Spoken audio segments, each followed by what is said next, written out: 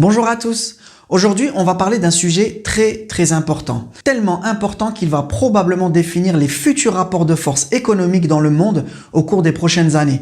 C'est celui de la fuite des cerveaux et de la bataille très discrète que se mènent certains pays pour attirer les meilleurs talents chez eux. J'en ai déjà parlé dans mes vidéos sur l'exploitation des matières premières en Afrique, mais il faut que je le rappelle ici. Nous ne sommes plus dans une économie de matières premières. Nous sommes dans un monde qui est totalement dominé par l'économie de la connaissance et de la technologie. C'est absolument indiscutable. Voici les 10 plus grosses entreprises au monde par capitalisation boursière. Cherchez les entreprises qui vendent des matières premières.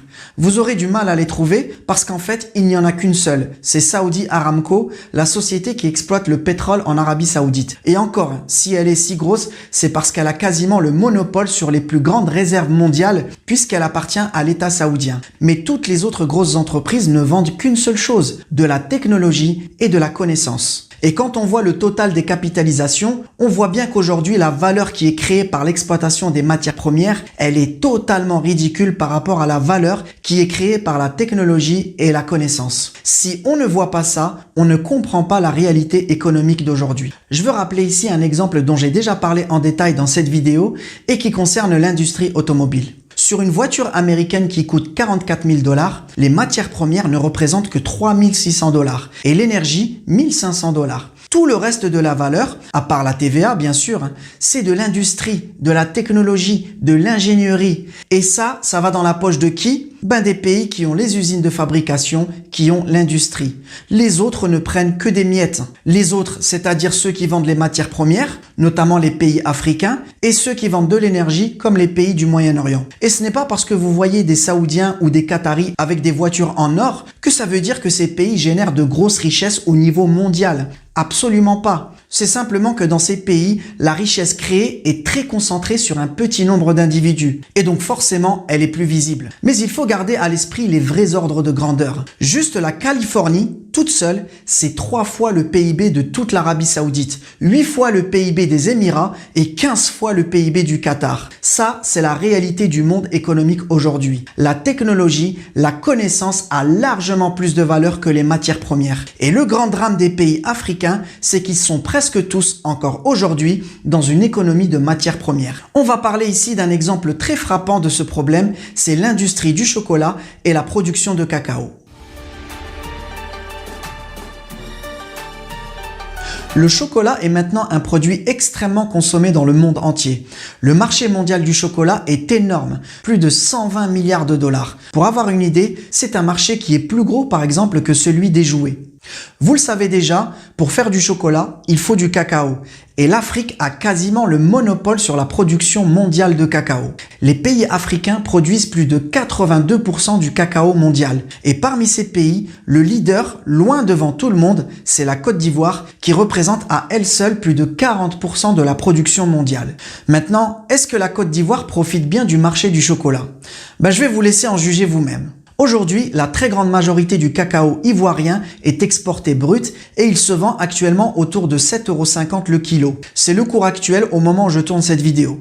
Maintenant, prenons le produit fini. Une tablette de chocolat noir à 99%. Donc, elle ne contient quasiment rien d'autre que du cacao. Et bien, à l'arrivée au supermarché en France, au moment où je tourne cette vidéo, elle coûte 3,09 € pour 50 grammes, ce qui fait 61 € le kilo. En enlevant la TVA de 5,50 sur les produits alimentaires, ça revient à environ à 58 € le kilo. Et donc, la Côte d'Ivoire reçoit 7,50 € alors que le prix final en France est de 58 €. Pourtant, c'est un produit qui ne contient que du cacao ivoirien et rien d'autre. Alors certains vont dire oui, mais avec 1 kg de cacao, on n'a pas 1 kg de chocolat noir. C'est vrai, mais la différence n'est pas énorme. Avec 1 kg de cacao séché qui sort de Côte d'Ivoire, on arrive à obtenir environ 850 grammes de chocolat noir. Donc ça n'explique absolument pas cette grande différence de prix. Le prix final du chocolat en France est énorme par rapport au prix du cacao en Côte d'Ivoire. Et donc si on voit ça et qu'on va pas plus loin, la première réaction c'est évidemment de se dire que c'est du vol, que la Côte d'Ivoire se fait piller ses richesses. C'est un discours qu'on entend très souvent pour les pays africains.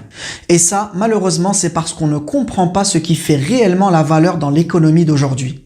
Même dans un produit qui a l'air aussi simple que ça, une tablette de chocolat, eh bien ce qui fait la valeur principale de cette tablette, ce n'est même pas la matière première qu'elle contient, le cacao, mais c'est tout le processus industriel qui suit la récolte. Et c'est bien plus complexe que ce qu'on croit. Voici toutes les étapes industrielles pour produire quelque chose d'aussi simple qu'une tablette de chocolat. Et dans la plupart de ces étapes, on utilise de grosses machines industrielles. Ici, par exemple, c'est ce qu'on appelle la torréfaction. C'est une étape importante pour développer les arômes du cacao, mais sans brûler les fèves. On utilise pour ça des torréfacteurs industriels avec un contrôle de la température extrêmement précis. Ici, on a l'étape qui s'appelle le tempérage. C'est l'étape qui sert à stabiliser les cristaux de beurre de cacao et c'est grâce à cette étape qu'on peut avoir un chocolat brillant et cassant. Et en fait, à chaque étape du processus, le produit prend de la valeur jusqu'à sa valeur finale dans les rayons du magasin. Et dans chacune de ces étapes, ce qui coûte cher, c'est essentiellement l'ingénierie, la technologie et donc c'est de la connaissance. Et c'est tout ça qu'on appelle la chaîne de valeur d'un produit. Maintenant, qui profite réellement de cette chaîne de valeur pour cette tablette de chocolat? Est-ce que c'est la Côte d'Ivoire ou est-ce que c'est la France? Eh bien en fait, ni l'un ni l'autre. Regardez dans quel pays est réalisée chacune de ces étapes. Bon, vous avez compris quel est le pays qui en profite le plus. C'est évidemment la Suisse, parce que c'est en Suisse que se déroule toute la production, toutes les étapes avec une forte valeur ajoutée. Dans cette chaîne de valeur, du point de vue économique, on comprend tout à fait pourquoi la Côte d'Ivoire ne touche que 7,50 € sur un produit final de 58 €. Et on comprend bien pourquoi l'Afrique ne génère qu'une très petite part de la richesse mondiale. Le cacao ne vaut en fait pas grand-chose dans le prix du chocolat, de même que toutes les matières premières dans cet iPhone ne valent pas grand-chose par rapport au prix final de l'iPhone. Tout l'uranium qu'on utilise dans cette centrale nucléaire ne vaut pas grand-chose dans le prix final de l'électricité. Toutes les matières premières dans cette voiture ne valent pas grand-chose par rapport au prix final de la voiture. Ce qui coûte cher, c'est toujours la technologie. Nous sommes dans une économie de la connaissance et de la technologie. Mais l'Afrique reste encore aujourd'hui dans une économie des matières premières. Maintenant, ça, c'est pas une fatalité. Il y a évidemment un espoir pour les pays africains. C'est d'essayer d'attirer les industriels et donc la technologie dans le pays et en même temps former les meilleurs talents, les meilleurs cerveaux africains pour continuer à développer ces technologies. Exactement comme l'ont fait les Chinois depuis 30 ou 40 ans. Mais encore faut-il que ces meilleurs cerveaux restent en Afrique. Et c'est là qu'on a un petit problème. L'Afrique est un continent qui regorge de cerveaux et de talents. 60% des Africains ont moins de 25 ans. L'Afrique est le continent qui a la population la plus jeune du monde et c'est le continent qui fait le plus d'enfants. En clair, les cerveaux de demain seront en grande partie africains. C'est absolument incontestable. Mais pour l'instant, ces cerveaux ne sont que très peu utilisés pour le développement de l'Afrique. Il n'y a pas assez de technologie sur le continent. Il n'y a pas assez de débouchés. Et donc ces cerveaux sont essentiellement aspirés par les grandes puissances économiques. Et c'est pas un hasard. Les grands pays ont tout fait pour attirer les meilleurs Africains ces 30 dernières années. Vous regardez dans tous les grands pays développés, ils ont tous, mais absolument tous, des mesures spéciales pour attirer les personnes qu'on appelle hautement qualifiées, les ingénieurs, les chercheurs, etc.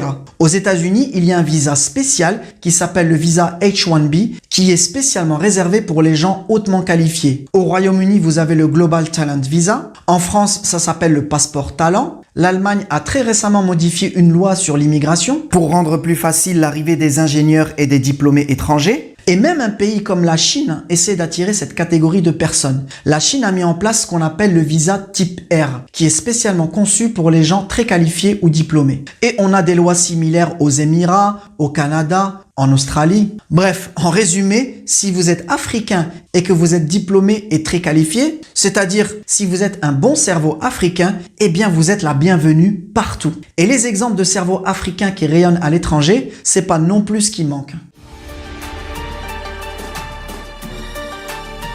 Je vais donner ici quelques exemples dont les noms ne vous diront probablement rien, mais pourtant, ces gens qui viennent de pays africains apportent une plus-value exceptionnelle aux pays dans lesquels ils travaillent. Vous savez probablement que le secteur de l'intelligence artificielle est en plein boom.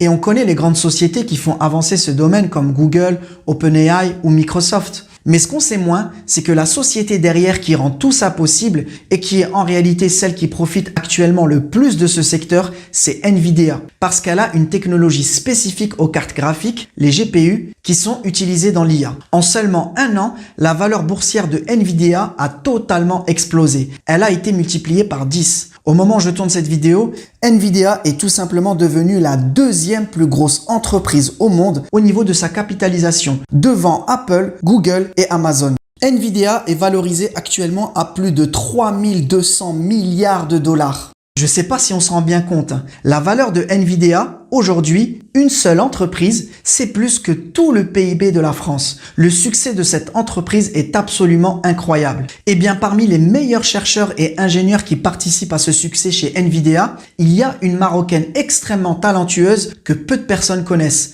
Yasmina Benkoui. C'est une ingénieure, chercheuse et data scientist et qui est diplômée d'une école d'ingénieurs marocaine, à Rabat. Elle a ensuite été aux États-Unis où elle a notamment participé au développement de la robotique chez Amazon avant d'être recrutée par Nvidia. On ne s'en rend pas toujours compte, mais la plus-value que ce genre de personnes apporte dans l'entreprise et plus généralement dans l'économie du pays où elle travaille, c'est absolument énorme. Ces gens-là valent littéralement de l'or. Et évidemment, les grandes entreprises de la technologie font tout pour attirer ces meilleurs cerveaux. Un autre exemple dans le domaine de la construction. Chaque année, la Société américaine des ingénieurs civils décerne le prix du meilleur ingénieur de l'année à celui qui a fait le plus avancer le secteur de la construction ou des techniques de construction. Et bien l'année dernière, l'ingénieur qui a été élu le meilleur de tous les États-Unis, c'est pas un Américain, c'est un ingénieur sénégalais, Mor Diao, qui est ingénieur et entrepreneur et il a reçu ce prix pour sa contribution exceptionnelle à ce secteur dans la région du Texas. Autre exemple, Lotfi Belkir, un chercheur et physicien algérien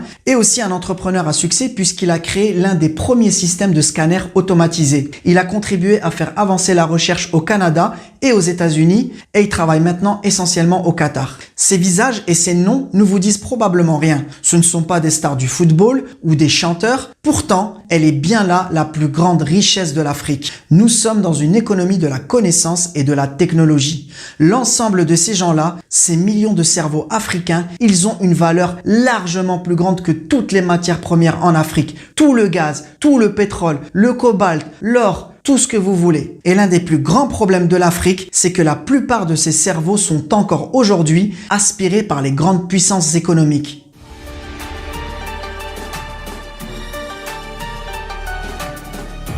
Il y a une statistique en France dans le secteur de la médecine qui est très parlante. Vous le savez si vous avez été à l'hôpital en France, aujourd'hui le système de santé français ne peut pas tenir sans les médecins étrangers. C'est impossible. Prolongerait ces décisions qui ont été prises d'accueillir des médecins étrangers. On n'a pas le choix.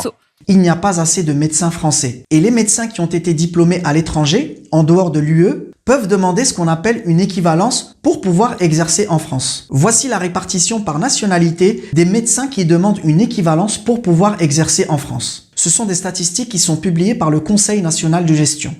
La moitié des médecins qui demandent l'équivalence en France sont des médecins algériens. Et si on ajoute les Tunisiens, on est déjà à plus de 65%, juste pour ces deux pays. Mais un médecin algérien qui vient exercer dans un hôpital en France, il n'a pas été formé par la France. Il a été formé par l'Algérie. C'est l'État algérien qui a financé et qui a fait les efforts nécessaires pour avoir beaucoup de médecins. D'autant plus qu'en Algérie, les études de médecine sont gratuites et financées par l'État. Si ensuite, quand ils ont leur diplôme, c'est-à-dire au moment où ils deviennent le plus utiles pour la société, ces médecins vont travailler en France, ils vont donc contribuer au système de santé français, alors qu'ils ont été formés et financés par l'État algérien. Vous conviendrez que c'est quand même totalement injuste. Quand la France a besoin de l'uranium au Niger, ou quand la Suisse a besoin du cacao en Côte d'Ivoire, c'est pas gratuit. Ils doivent l'acheter dans les pays africains. Pourquoi, quand la France prend des médecins algériens, elle ne paye pas l'État algérien? Certains d'entre vous vont probablement sourire et se dire mais il est fou, pourquoi la France elle va payer pour ça? Parce que vous savez bien que c'est pas comme ça que ça se passe. Mais si on suit le principe de justice économique, c'est ce qui devrait se passer. L'État algérien fait de gros efforts pour former des médecins. Si ces médecins vont ensuite aider le système de santé français et pas le système algérien, en toute justice, la France devrait payer l'Algérie pour avoir formé ces médecins. Sauf que, qui a dit que le monde était juste?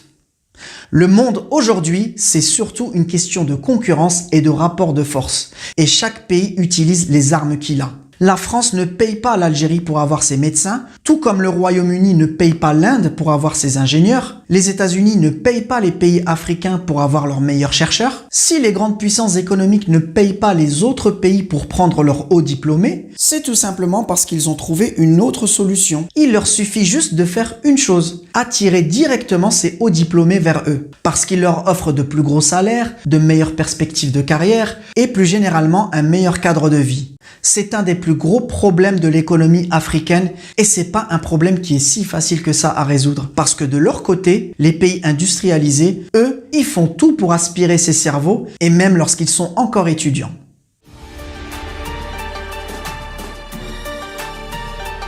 Aujourd'hui, lorsque vous êtes un étudiant africain brillant, et notamment dans les matières scientifiques, vous pouvez aller ensuite finir vos études dans quasiment n'importe quel grand pays. Vous êtes la bienvenue partout. Et si vous êtes très brillant, ben là, ces pays vont même vous payer pour venir faire vos études chez eux. Les États-Unis, par exemple, ont mis en place le Fulbright Foreign Student Program. C'est un système de bourse pour les meilleurs étudiants étrangers. Vous êtes une étudiante malienne très brillante en biologie ou mathématiques? Eh bien, avec ce système de bourse, l'État américain est prêt à vous payer en moyenne plus de 2000 $ par mois si vous choisissez de terminer vos études aux États-Unis. Et c'est même pas ce qui leur coûte le plus cher, parce que dans le Fulbright Foreign Student Program, il y a aussi les frais de scolarité qui sont pris en charge, les voyages en avion avec le Mali, etc.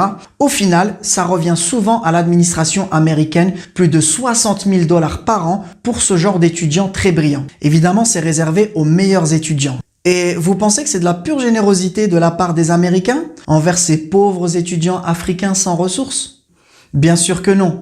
S'ils le font, c'est qu'ils savent très bien qu'en moyenne, les 60 000 $ investis sur cette étudiante malienne, c'est une goutte d'eau par rapport à ce qu'elle va apporter aux États-Unis et aux entreprises américaines durant sa future carrière. Il suffit de voir la valeur qu'apporte une chercheuse comme Yasmina Benkoui chez Nvidia. En France, pareil, vous avez la bourse Eiffel. La France paye les meilleurs étudiants étrangers 1 800 € par mois pour qu'ils viennent étudier dans l'Hexagone. Plus évidemment les frais de transport, les assurances, l'aide au logement. Et quand vous lisez la présentation officielle de ce programme, l'objectif est clairement affiché par l'administration française afin de permettre aux établissements français d'enseignement supérieur d'attirer les meilleurs étudiants étrangers. Aux Émirats, vous avez la bourse Mohamed Ben Rachid El Maktoum. Pareil, c'est fait pour attirer les meilleurs étudiants vers les Émirats. Et en fait, vous avez à peu près le même système dans tous les pays qui ont les moyens de le faire. Et donc, vous comprenez bien pourquoi tous ces pays sont prêts à payer pour avoir les meilleurs cerveaux. Je le répète, nous sommes dans une économie de la connaissance. Les pays qui arrivent à attirer les meilleurs cerveaux chez eux seront les grands gagnants de demain. Et les cerveaux africains vont être de plus en plus convoités. Tout simplement parce qu'ils vont être les plus nombreux.